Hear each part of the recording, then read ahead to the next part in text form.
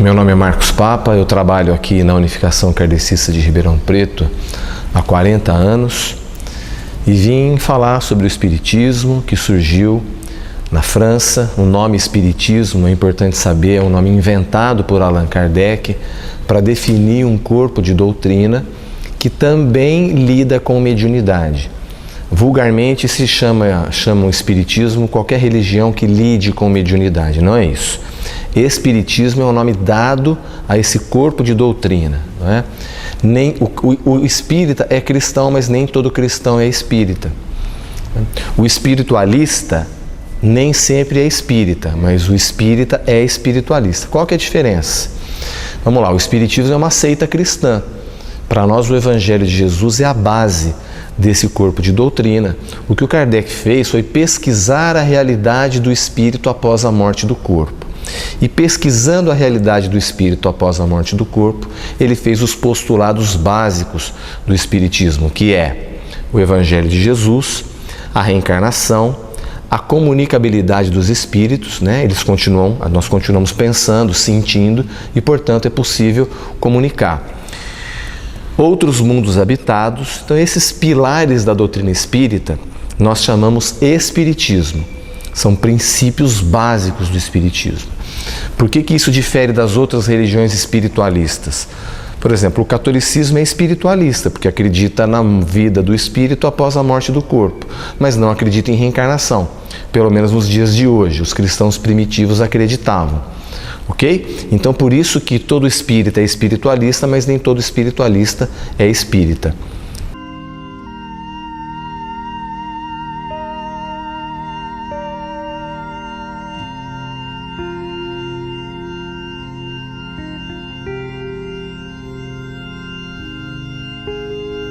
Tanto a Umbanda quanto o Candomblé, eles têm também uma relação com os espíritos e tal, só que são coisas meio diferentes. As pessoas às vezes confundem tudo como centro espírita.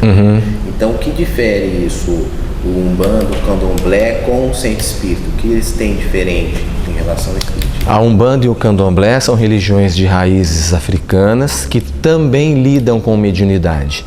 Mas para eles, Jesus não é o mestre, o Messias.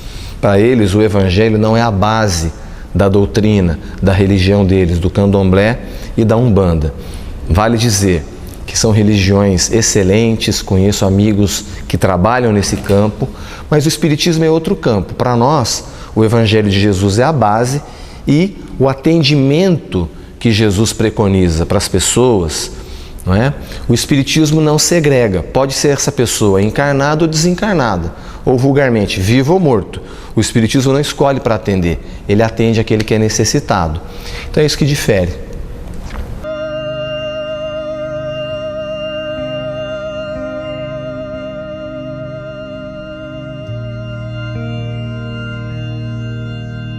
Então, reencarnação, importantíssimo, porque para nós espíritas, sem a reencarnação, não faria sentido, por exemplo, o Sermão da Montanha. Quando Jesus bem-aventura aqueles que sofrem, legal, bem-aventurados aqueles que sofrem, porque deles é o reino dos céus. Muito bem, agora eu quero ser feliz agora, alguém pode dizer. Não é? Eu não queria ter reencarnado na faixa de Gaza, eu não queria ter reencarnado na Síria, eu não queria ser uma das 200 meninas sequestradas pelo Estado Islâmico, pelo Boko Haram, 200 meninas sequestradas entre 9 e 12 anos de idade. Porque algumas pessoas vivem verdadeiros horrores, privação do necessário, violência, fome, todo tipo de doença, e outras pessoas parece que a vida sorri o tempo inteiro. É uma grande injustiça de Deus? Não. Isso está explicado nas palavras de Jesus quando diz: a cada um será dado segundo suas obras. Se nesse momento, se nessa existência, essas pessoas estão colhendo esse tipo de experiência dolorosa, alguém com muita justiça pode perguntar: onde está Deus que não está vendo isso? Né? Não é que Deus não está vendo. E Deus não está nem castigando e nem premiando, Ele só está permitindo que a pessoa viva aquilo que ela escolheu, aquilo que ela plantou. Por exemplo, hoje, nos dias de hoje, vamos pegar um exemplo nos dias de hoje. Você vê juízes que vendem sentença ao invés de julgar conforme a justiça. Você vê políticos que vendem o mandato ao invés de defender os interesses da população. Você vê médicos que vendem laudos, vendem atestado médico, ao invés de atender como deveria. Você vê até gente matando os outros, né? O livre-arbítrio ele é muito amplo, Deus permite até que você mate os outros. Agora, o que você precisa saber é que Jesus está informando que a tua atitude vai gerar consequência. E essa consequência, ela vai ser de felicidade ou de tristeza, de prazer ou de dor, conforme aquilo que você fez. É simples. A cada um será dado segundo suas obras. Essa lei não é uma lei cristã, é uma lei cósmica universal que nós aprendemos pela escola cristã. Mas, por exemplo, os budistas veem a questão do karma. Então, esses princípios universais, eles estão em todos os pontos do planeta. E Deus levou a cada povo um iniciado. O islamismo também tem preceitos parecidos, o hinduísmo, o judaísmo, não é? O importante é o ser humano saber que as atitudes que ele tem vão gerar consequências e que essas consequências poderão ser de felicidade ou de dor. E que não é a felicidade prêmio e nem dor o castigo, simplesmente a pedagogia divina permitindo, através da reencarnação, que a gente experimente o resultado, as consequências das nossas ações. Isso é reencarnação. Mediunidade existe desde quando o mundo é mundo, né? Os 10 mandamentos foi através de intercâmbio mediúnico. Moisés foi o intermediário dos 10 mandamentos. Então, desde que o mundo é mundo, existe mediunidade. Os espíritos, nós continuamos pensando, sentindo saudade, sentindo alegria e não perdemos a capacidade de pensar, nem de se comunicar. O médium é alguém que tem uma sensibilidade maior, por isso ele é chamado sensitivo, ele tem uma percepção maior e acaba tendo uma comunicação ostensiva, o que nós chamamos de mediunidade ostensiva. A pessoa vê, ela psicografa, ela escuta, ela percebe o que o espírito quer dizer e transmite, é o que nós chamamos de psicofonia. São fenômenos naturais que algumas pessoas são dotadas dessa sensibilidade e que, portanto, podem trabalhar como médium.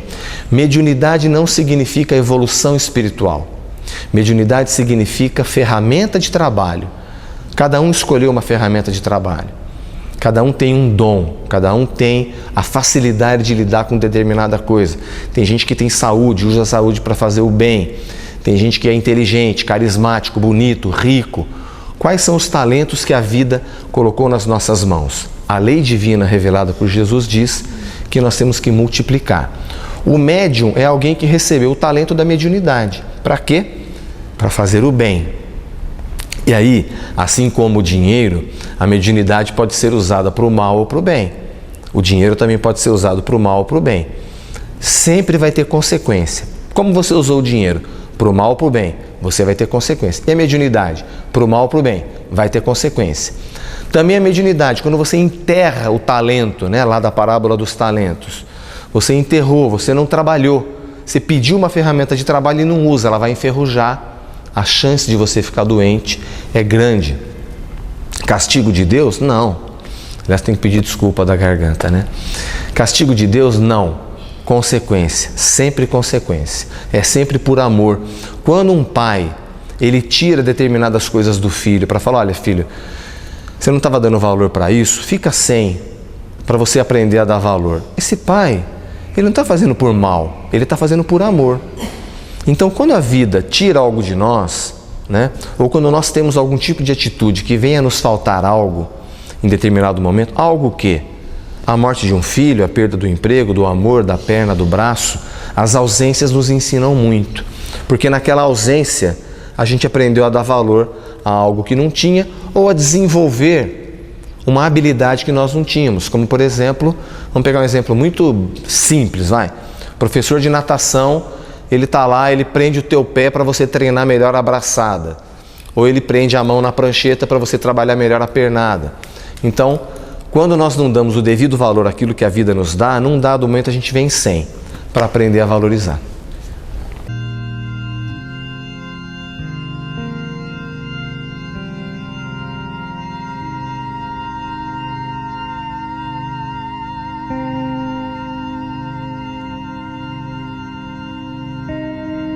o espírita, quem é espírita, é adepto ao espiritismo, tem algum dever que tem que fazer?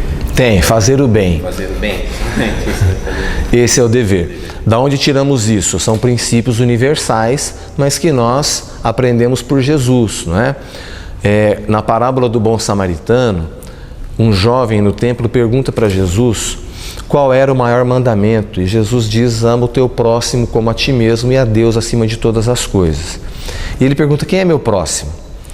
Quando ele pergunta quem é meu próximo, Jesus conta a parábola do bom samaritano, que resumidamente diz que um homem viajava de Jerusalém a Jericó, foi assaltado, caiu estropiado, por ele passou um sacerdote, não ajudou, passou um funcionário do Império Romano, um publicano, não ajudou, e um samaritano, que era tido como um Zé Ninguém pelos judeus da época, se compadeceu da dor daquela pessoa e ajudou.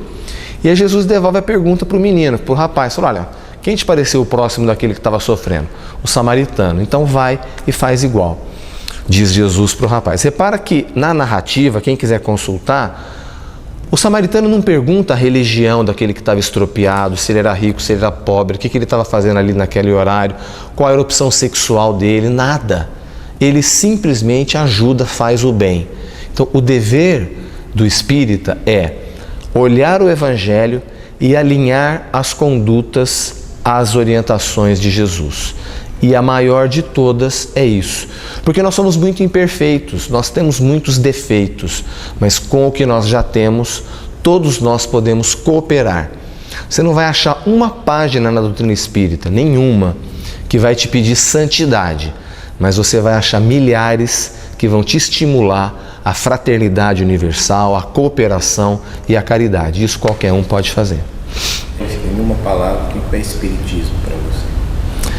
Transformação e evolução.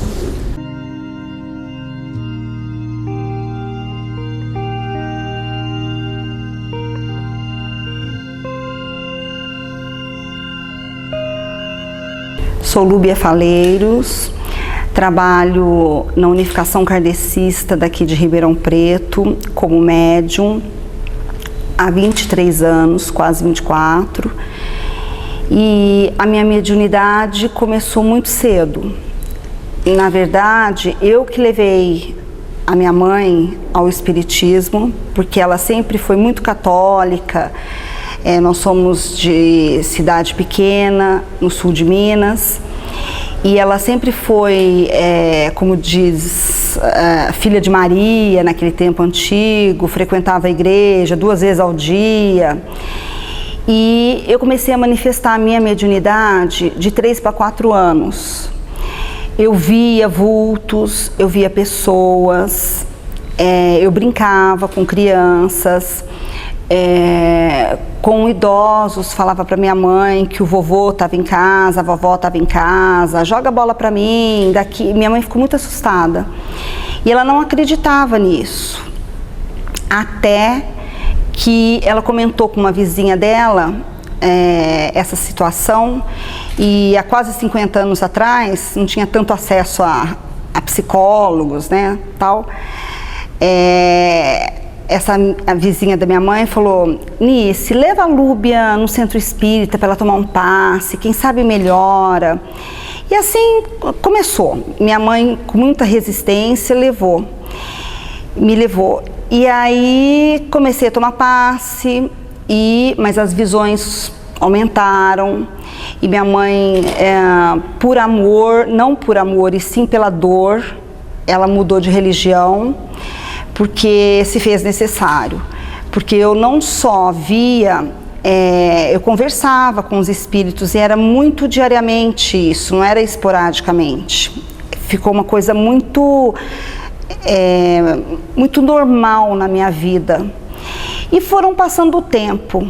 Quando eu fiquei jovem, lá em Minas, na cidade que eu morava, não havia centro espírita naquela época.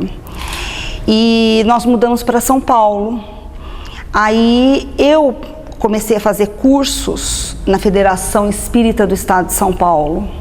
Com 14 anos, eu já estava fazendo curso, de educação mediúnica, curso de evangelização, e foi uma escola maravilhosa. E hoje, aí depois, lá mesmo, eu tive uns trabalhos pequenos lá na federação e mudei para cá, para Ribeirão, e vim aqui para essa casa, para a Unificação, onde estou e pretendo ficar até o meu desencarne. E aqui eu trabalho mediunicamente, na sessão mediúnica.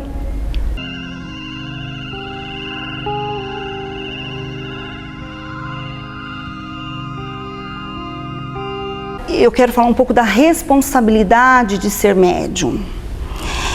Eu vejo o médium uma responsabilidade. Eu sou muito firme nos meus propósitos, no meu trabalho.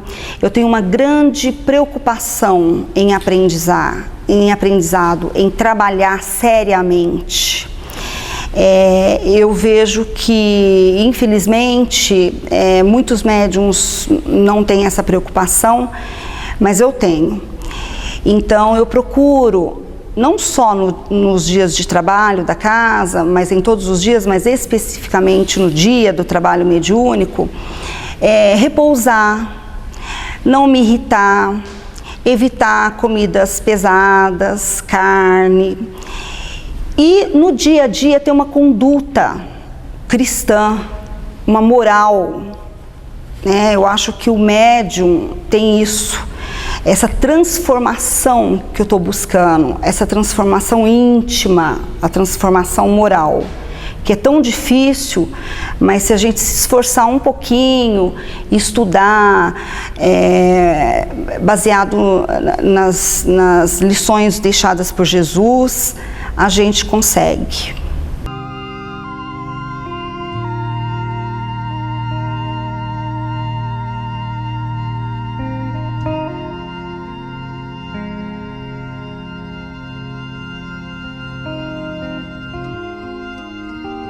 Quanto aos filmes espíritas, para mim, O Nosso Lar é o que eu mais sou apaixonada, já assisti várias vezes e todas as vezes que eu assisto eu aprendo um pouquinho mais. Eu acho que O Nosso Lar realmente retrata a realidade da nossa vida espiritual, né? Tanto é que eu também já li o livro Nosso Lar e acredito piamente naquilo que foi dito, que foi falado, que foi mostrado. Há vida sim após morte, há espíritos de luz que vêm nos receber, que vêm nos ajudar, né, na espiritualidade quando a gente desencarna. Há essa proteção, a vida espiritual, como fala no Nosso Lar, é como aqui na Terra também, né? Mas não com essa coisa densa da matéria. Então, quanto aos filmes espíritas, quer dizer, eu acredito muito no Nosso Lar. Aos outros, Sexto Sentido e outros, tem um pouco, assim, claro, de ficção, né? Exagera um pouco.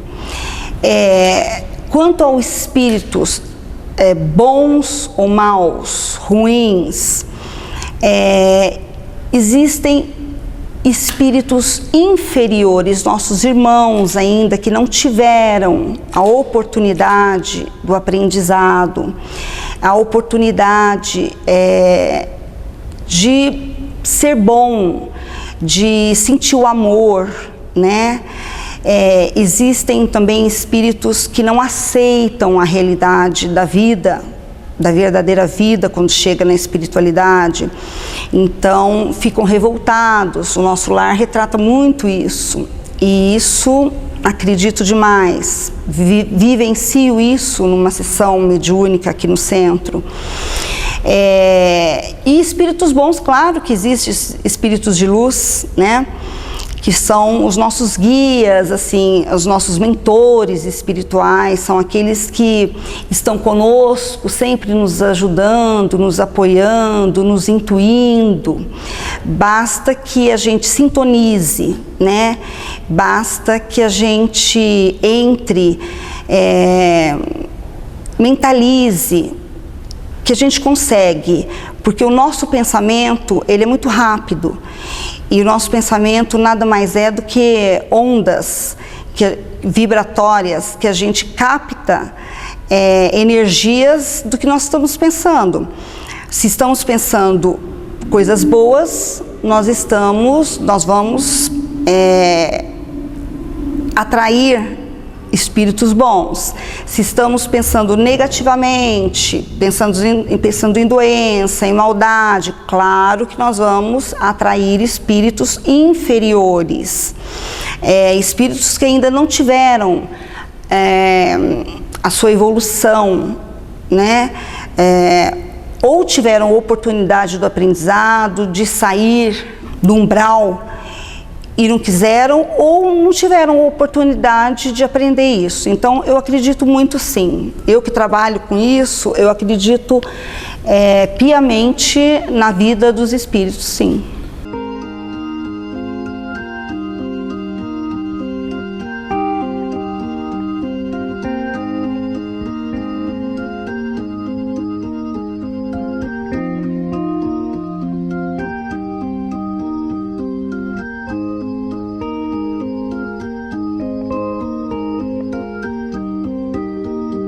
Em tudo na vida, a gente tem que ter bom senso no que acredita e no que não acredita.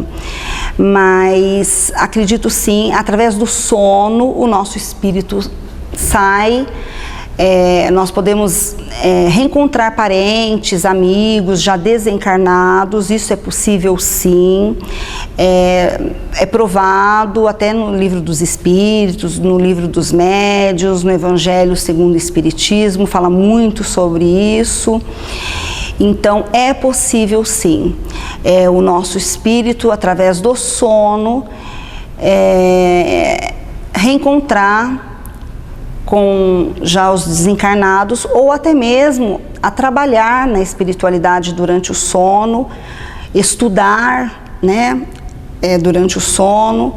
Então, o que descansa é a nossa matéria, é o nosso corpo físico, porque o nosso espírito está sempre trabalhando, está sempre tentando melhorar, e isso depende de cada um também, claro. Mas eu acredito piamente nisso, é possível sim. Espiritismo para mim é amor. A Unificação Kardecista é uma sociedade espírita que existe há 90 anos, vai completar 90 anos agora no próximo dia 1º de maio. Vocês estão convidados, nós vamos ter várias palestras, várias atividades comemorativas aqui. A Unificação Kardecista é isso, é uma escola de almas. Aqui a nossa cartilha é o Evangelho de Jesus. E o nosso comprometimento com o Evangelho, em entender o Evangelho, estudar e, acima de tudo, alinhar a nossa conduta às recomendações de Jesus. Nós podemos abrir mão da mediunidade, nós podemos abrir mão do espiritismo, mas nós não podemos abrir mão do Evangelho. Esse roteiro de luz, esse caminho de trabalho, com tantas dicas de felicidade, e isso que é importante dizer. A felicidade é a única coisa que depende apenas de nós. E isso está no Evangelho, basta a gente se envolver, sem nenhum tipo de misticismo, sem nenhum tipo de hierarquia religiosa, mas como Jesus fez, nas ruas, né? Onde havia necessidade, ali ele estava orientando, curando, cuidando. Esse é o trabalho da Unificação Kardecista, esse é o dever do espírita.